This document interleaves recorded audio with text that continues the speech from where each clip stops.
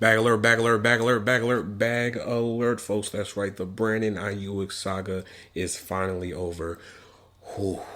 We can finally woos off for a little bit. We can finally focus on other things, other storylines, other headlines leading into the start of the regular season. Yes, I know, you know, we all know here at the Football Junkies podcast and all my fellow junkies, we are all excited for football to finally come back, to restore the balance back into our lives. We have already put in our 2-week notices with our family, our loved ones, and significant others, if you have them, to let them know that, listen, football is back in our life. So you know what that means. Oh, you already know what that means. That means Sunday, football. Saturday, football.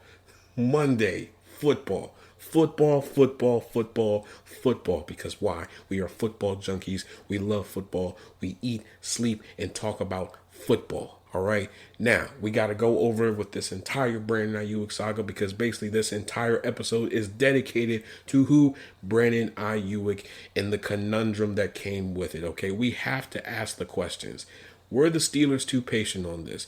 How big of a stain is this on Omar Khan's record? Because I've already seen people on Twitter who are going ballistic and are already saying, oh, they need to get rid of Omar Khan. Omar Khan doesn't know what he's doing. He's a horrible GM and whatnot. This is the worst thing you could have ever done.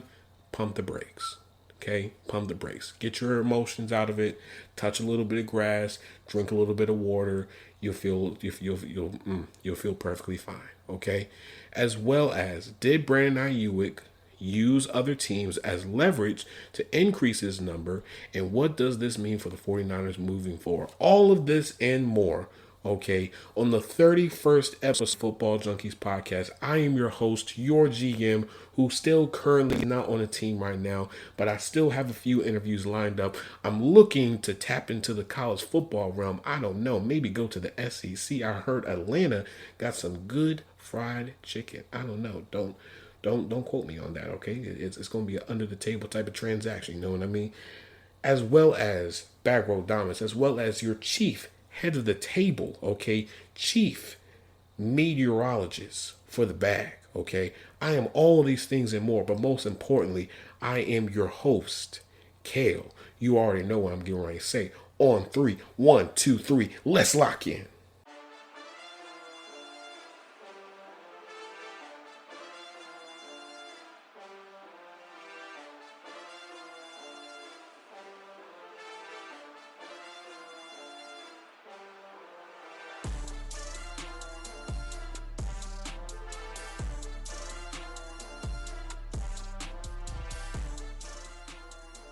All right, folks, let's just get into the meat and potatoes of everything. Okay, so Brandon AIyuk has inked a 4-year, $120 million deal. Okay, and we got to go and pick this thing apart like a surgeon. So get your knife, get everything else you need to. Let's go into surgery. Let's go. 4 years, $120 million. He gets a $23 million signing bonus. I can't even speak. He gets $45 million guaranteed at signing, $76 million in total guarantees, and his average salary is $30 million a year. Now, before we get into our opinions about everything, we do have to talk about some of the notes that came, with this whole contract conundrum, right? Because there's a lot of things that we didn't know about until now. So, according to Diana Rossini from The Athletic, shout out to her, the 49ers were willing to trade Brandon AIyuk to the Steelers if they could receive, of course, an elite receiver in return. Of course. But we all knew that, right? However, the 49ers were willing to offer the third-round pick that they were going to receive from the Steelers to the Broncos in order to get Courtland Sutton, but the Broncos declined. And Albert Breer, another well-respected insider, also piggybacked and also said the exact same thing what I just said, which was the 49ers were going to use that third-round pick from the Steelers to send to Denver for Courtland Sutton. And, of course, like I just said, the Broncos declined it. According to Adam Schefter, this offer has been on the table since August 12th, okay? Now, with this deal, he is tied with Tyreek Hill for the fifth highest annual average value contract. Now, when we look at things, right, when we look at this contract, believe it or not, is a very easy contract to get out of. And I think the way that the 49ers structured it, they did it so they can get out of it relatively easy without any problems, as well as do any restructures or any of those different types of things in order to, create cap room and whatever the case may be, right? Because when you look at it, when we really look at things, right, the next 2 years, his base salary is only going to be $1 million, 1.1 for next year, and then 1.2 the year after that, right? And then when you look at his cap hits, right? His cap hits for this year, of course, is only going to be 5.7. Next year is going to be 11.1. The year after that is going to be 16.2. So even then, when we really sort of go into a deep dive of this entire conundrum and this entire situation, in some ways, when you look at the structure of the contract, in some ways they backloaded it, right? So that basically his base salary doesn't crest into 20 million until 2027 and 2028. Those are the last two. Those are, I think, if I'm not mistaken, like the last 2 years of his deal. That's when he gets a boatload of his money.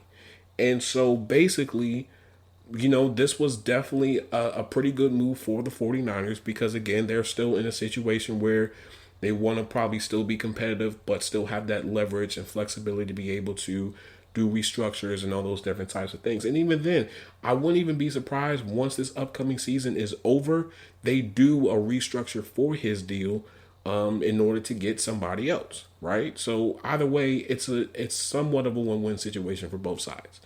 The holdout is over. The 49ers get their, one of their best receivers back.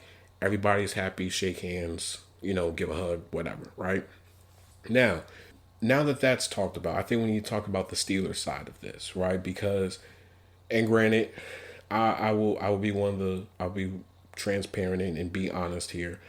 I was definitely in my feelings for like a good 2 days.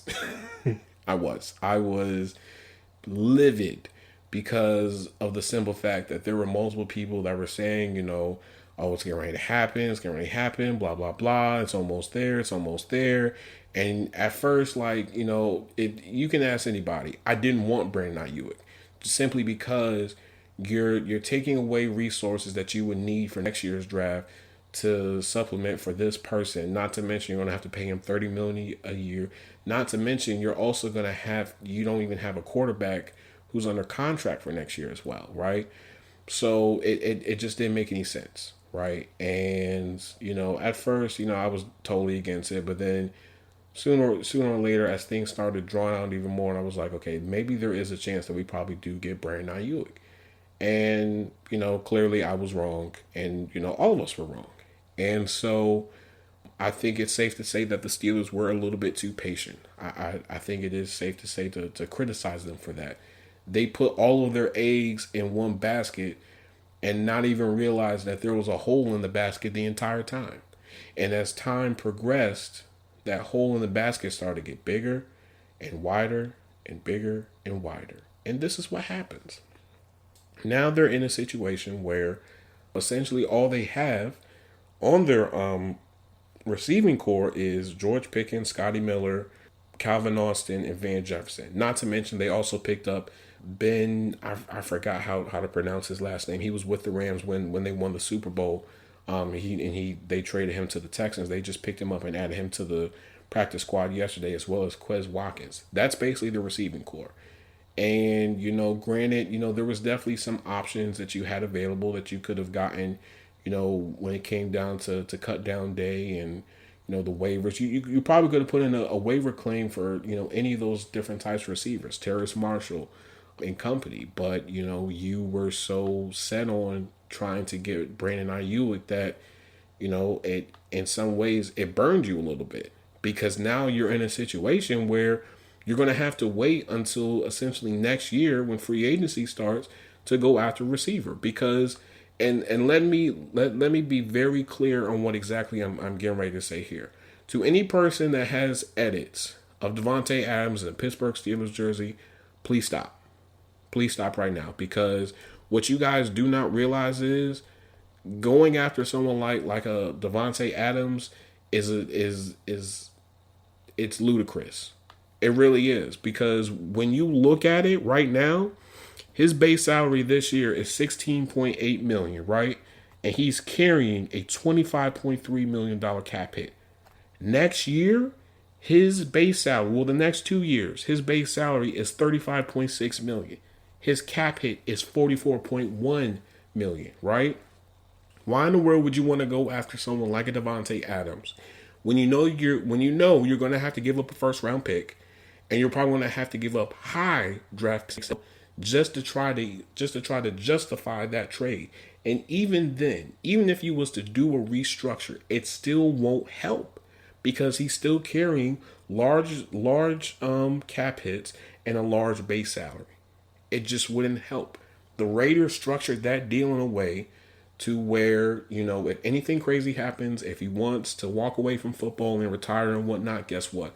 They can spread out the dead cat hit, and it won't affect them as much compared to taking it all at one time. And that's just a horrible move altogether. Now, when we look at things, though, when you look at free agency next year for receivers, you have a few names: Stephon Diggs, T. Higgins, Keenan Allen, Amari Cooper, Chris Godwin, Brandon Cooks, Deontay Johnson. That's not going to happen.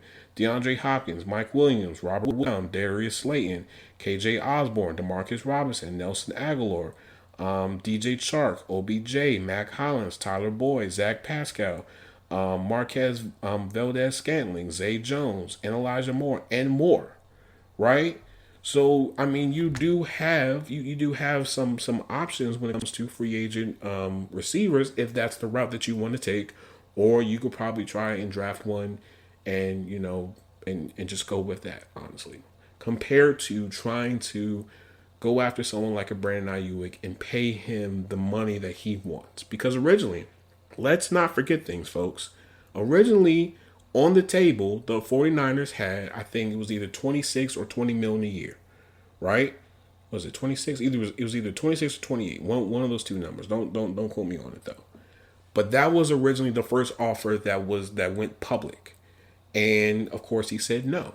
And that's when things started to go downhill, and you started to see, him come out public and basically say, I want to be traded. And then you saw the little bit of a media run that he went on, hanging out with Jaden Daniels, and then, going on various podcasts like the Pivot Podcast. Shout out to them, Ryan Clark, Shannon Crowder, and Fred Taylor and them. Shout out to them. And then you have all the back and forth, and he's there, but he's really not there, and all the various things that happen. And for him to finally sign the deal that's basically been sitting on the table since August 12th lets you know that, he probably realized that, like, listen, one or two things are going to happen. Either I'm going to sign this deal and stay with this team and possibly win a Super Bowl, or I'm going to go to the Pittsburgh Steelers. That was basically it. There was no other options. Because remember, he didn't want to go to Cleveland, and he didn't want to go to New England. So that was just basically it. And so here we are, right? But to say that Omar Khan, is just this horrible GM and he needs to be fired and all those different types of things. Let me tell you something here, folks. Omar Khan has done a pretty good job so far when it comes to restructuring this team. Because let's be real here. This team definitely needed a little bit of it had to go through somewhat of a soft rebuild. It did. The offense, he's basically rebuilt the offensive line. Cool. Really hasn't done anything with the quarterback position, but that's not really his fault. That's because other people got into their feelings, had a hissy fit, and in doing so wanted to exit stage left. Okay, cool. So, I mean, this happens. Every single GM that we know, that you see, that you love and whatnot, they've all flopped on a move. Whether that be drafting the wrong player, whether that means not paying the right player and paying another player that shouldn't be paid, or trading away the wrong person, or not pulling the trigger on a particular trade and whatnot. Every GM has done it, but that doesn't make them a bad GM. And the only reason why I'm saying this is because I've had to think things over. Because let's be real here, we were literally the last team that was quote unquote still in on trying to get Brandon AIyuk, because remember, basically said Pittsburgh is out of it. And then next thing you know, Pittsburgh, comes back, and then they're in it, and then the Browns and the Patriots, they back out, and then the Steelers are just left there. And if you're the Steelers and you already sort of knew that the 49ers were looking for an elite receiver in return, and all you were willing to give up was draft picks, you already knew that you're already at a disadvantage.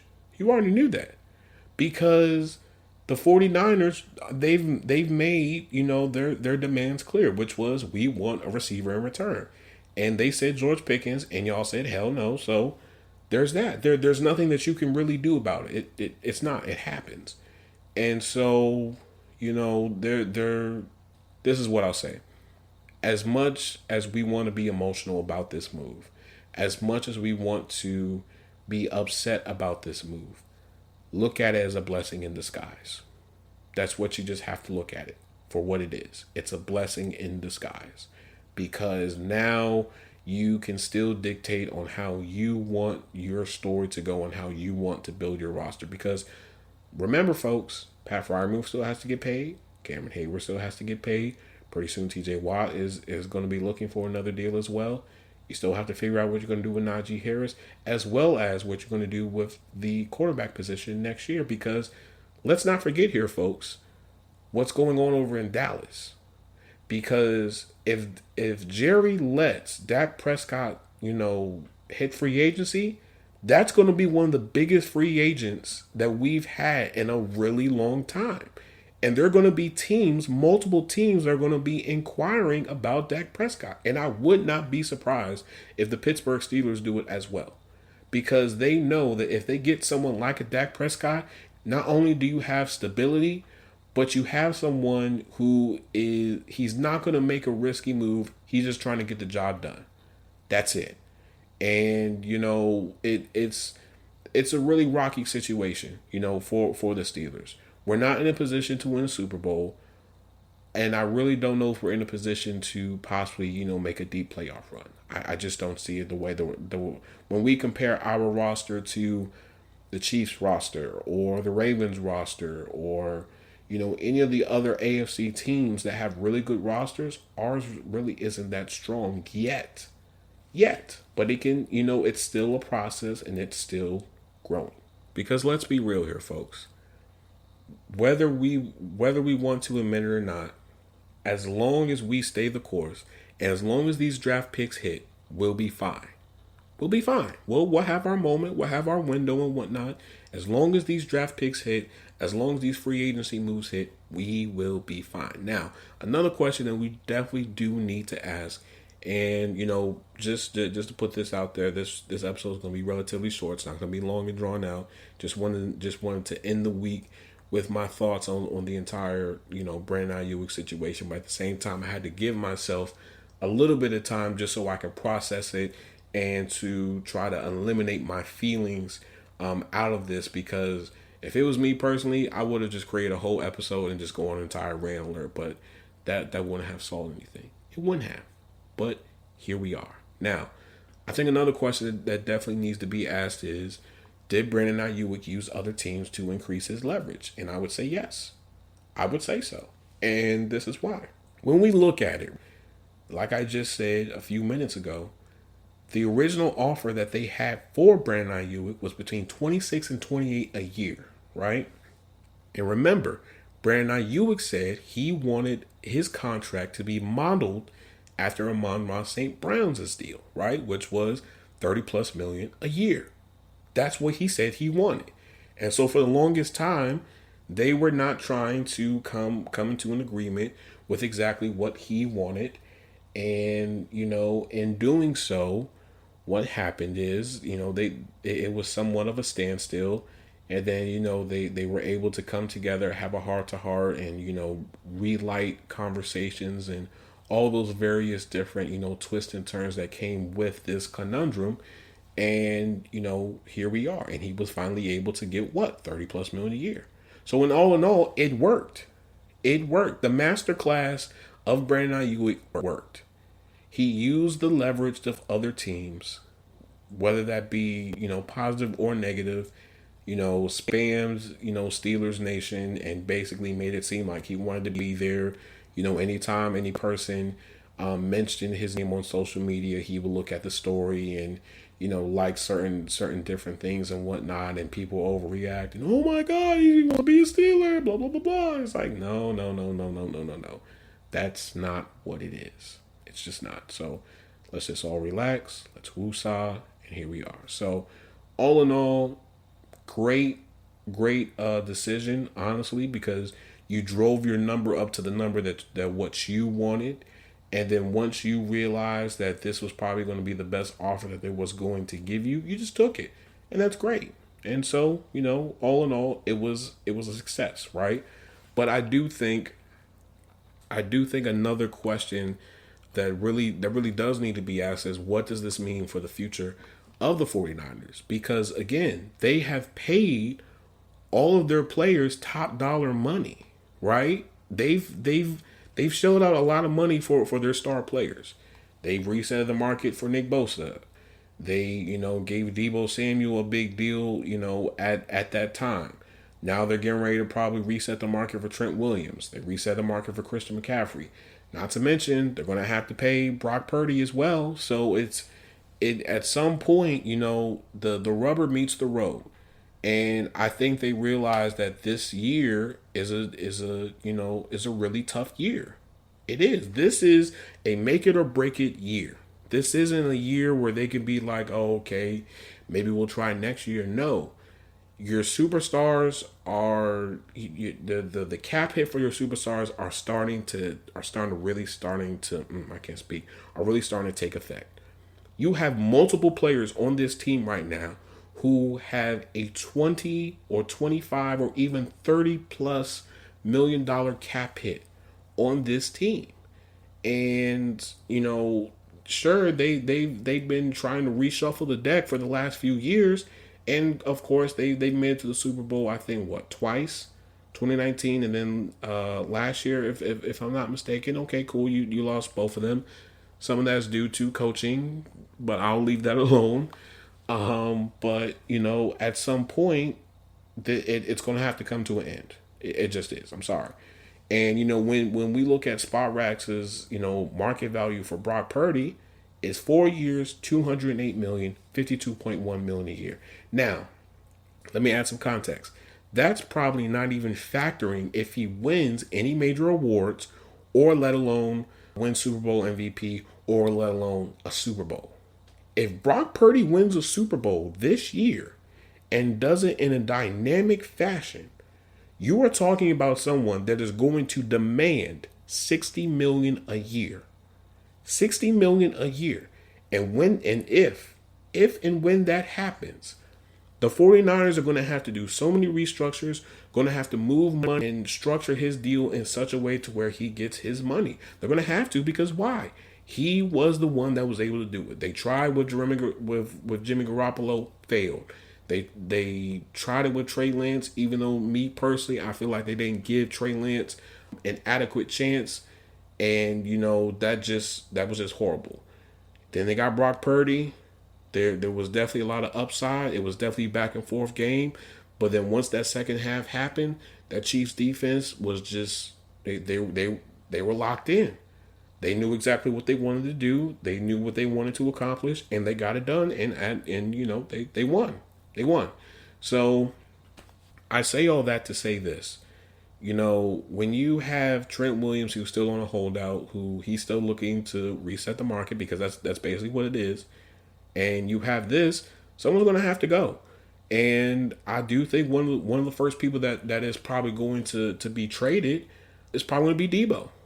I do. And the reason why I say that is because when you look at the structure of his deal, it's a very easy deal to get out of.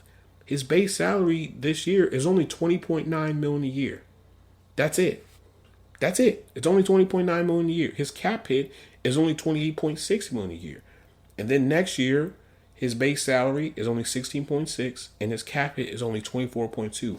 That is a very easy contract to restructure and do whatever. Even then, you could probably give him more guaranteed money, or you could just give him another really small 1 to 2 year extension just so you could spread, the dead cap and the large cap hits and large base salary out.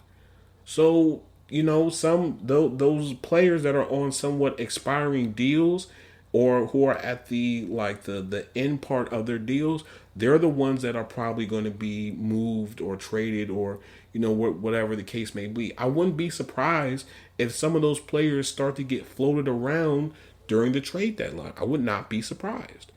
And so, this is somewhat of a last dance, if you would say, no pun intended, for the 49ers, because they have to win this year. They have to win. All the moves that they have made up until this point was to do what? Win a Super Bowl. And so far, they have not been successful. And every single time they get close, something always happens. And granted, we can't say that, the roster is not good and they don't have any superstars. They do. You have one of the greatest left tackles of all time on this team. You have one of the greatest running backs of all time on this team. You have a Swiss Army knife in Deebo Samuel on this team. You have one of the best fullbacks of all time on this team. You have one of the best pass rushers in the league right now on this team. You have the creme de la creme in some of the most major and most important spots on this team. And at some point, you gotta win one. You gotta win one. You gotta win one to justify all the moves that they made. From moving off of Eric Armstead to trading DeForest Buckner to bringing in Gravedigger to, paying Nick Bosa the money that they paid him, to trading for Trent Williams and trading for Christian McCaffrey and drafting Debo and drafting Brandon AIyuk and drafting George Kittle and this person and that person, all those different types of things. They have to win one. If they win one, it justifies it just a little bit. Okay? Because the time for, going on a streak and winning 2 and 3 and 4 and all those different types of things, it's past. Okay? If they win one, cool. If they don't win one, this looks bad on both Kyle Shanahan and John Lynch. It really does. So I'm going to end that here. If you guys like what you guys are listening to, please, please, please, please, please like, share, subscribe, leave a 5-star review on wherever you guys listen to the Football Junkies podcast and get your daily Football Junkies fix. We're available on Spotify and Apple Podcasts and anywhere else, any other streaming platform. You can follow us on Instagram, football_junkiespod. Football_junkiespod. You can follow us on YouTube, football_junkiespod. Football_junkiespod, as well as TikTok, football_junkiespod. Football_junkiespod. Junkiespod is not what?